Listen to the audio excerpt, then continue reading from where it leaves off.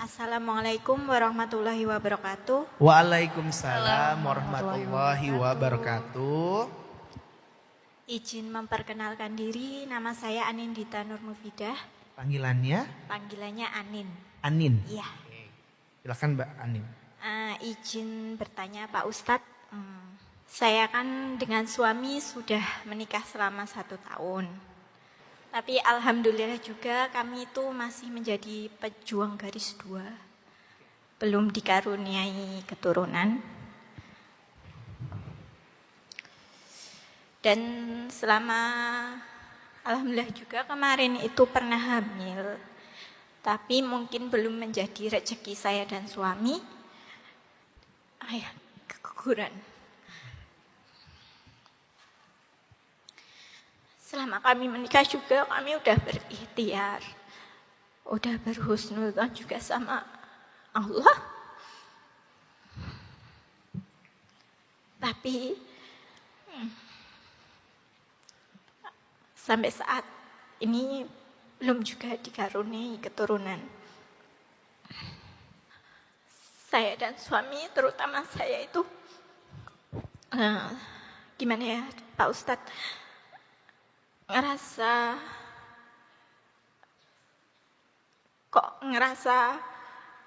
kayak udah ikhtiar maksimal, udah konsul dokter, tapi dokter itu juga dari hasilnya itu selalu bilang nggak apa-apa Mbak, nggak apa-apa Mas, ini tuh baik-baik semua, tinggal ditunggu aja kapan Allah itu ngasih rezeki kembali. Tapi selama proses ini kami itu juga ada omongan dari tetangga atau dari teman terdekat yang kadang-kadang pertanyaan itu membuat sakit. Kami itu juga akhir-akhir ini seling healing berdua untuk cuti dari pekerjaan, healing untuk sama-sama introspeksi diri.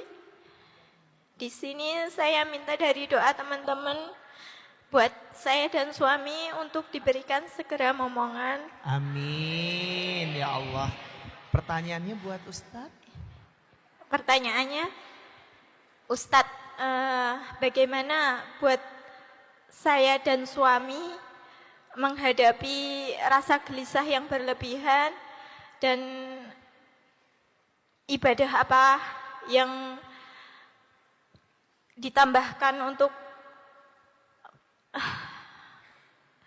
untuk segera mendapatkan momongan. Terima kasih. Bilang Ustaz Hanan nitipin 2 ayat ini kepada suami dan Mbak Anin untuk diulang-ulang di rumah. Surat Al-Anbiya ayat 37 dan 38. Allah berfirman, Bismillahirrahmanirrahim. Khuliqal insanu min ajal. Sa'urikum ayati fala tasta'jilun. Wa yaquluna mata hadzal wa'du in kuntum shadiqin. Manusia itu diciptakan dalam keadaan terburu-buru. Aku pasti akan memperlihatkan bukti-bukti kekuasaanku kepadamu, tapi janganlah kalian terburu-buru. Dan mereka bertanya, kapan datangnya janji Allah ini? Jika memang apa yang diucapkan itu adalah benar, gitu. Ternyata emang salah satu sifat dasar manusia itu ajal. Wa kanal insanu ajulah, manusia itu tergesa-gesa. Maka nasihat Al-Quran kepada Mbak Anin dan suami, la tasta'jil, jangan tergesa-gesa. Likulli syai'in ajal, segala sesuatu itu ada waktunya. Likulli syai'in ajal, segala sesuatu itu ada waktunya. Dan Allah yang paling tahu waktu yang tepat buat Mbak Anin dan suami. Ikhtiar tetap, doa tetap, tapi jangan membatasi dengan membuat target waktu sendiri. Pokoknya harus tahun ini, pokoknya tahun depan, pokoknya sebelum usia kami pernikahan 3 tahun. Allah lebih tahu kapan waktunya. Apalagi ini baru 1 Baru 1 tahun. 1 tahun itu bukan waktu yang lama, Mbak. Insya Allah Mbak Anin bukan sedang di-delay sekian lama, enggak. Mbak Anin nanti baca surat Maryam, baca surat Al-Qasas, baca surat-surat tentang kisah Nabi Zakaria dan Nabi Ibrahim. Tahu enggak Nabi Zakaria dan Ibrahim itu nunggu anak berapa tahun? 50 aman, 50 tahun. Tapi kita enggak perlu 50 tahun juga ya. Maksudnya bukan, oh Mbak Anin kan belum 50 tahun. Bukan, maksudnya mereka saja menunggu 50 tahun. Apa kata-kata Nabi Zakaria? Walam akum bidu'aika rabbi syaqiyya. Aku tidak pernah berputus asa meminta kepadamu ya Allah. Padahal wa inni wahana al-'azmu minni washta'ala ar-ra'su syaiba wa kanat imra'ati 'aqira. Aku tulangku sudah melemah, rambutku sudah beruban semuanya, sedangkan istriku sudah menopause. Walam akum bidu'aika rabbi syaqiyya. Tapi meskipun demikian aku tidak pernah berputus asa meminta kepadamu ya Allah. Itulah hamba yang sebaik-baik hamba. Allah pengen lihat itu dari Mbak Anin. Allah pengen lihat seberapa sabarnya Mbak Anin dan suami dalam berdoa. Kalau ikhtiar udah dijalankan. Seberapa sabarnya Mbak Anin dan suami dalam berdoa. Dan ini jawabannya bukan buat Mbak Anin aja ya. Buat kita semuanya dalam segala hajat kita. Bukan hanya hajat masalah anak, hajat apapun. La tasta'jil. Jangan buru-buru.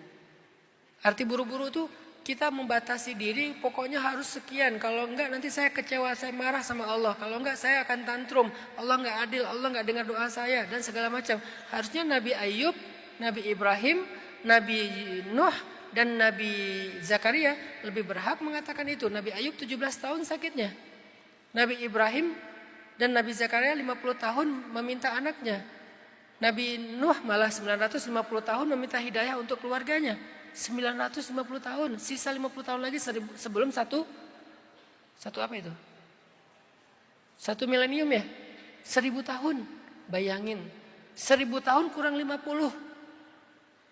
Kenapa kok Allah memperlakukan mereka kayak gitu? Allah pengen nunjukin kepada kita, itulah hamba-hamba terbaik aku kata Allah. Lihat hambaku Nuh, lihat hambaku Ayub.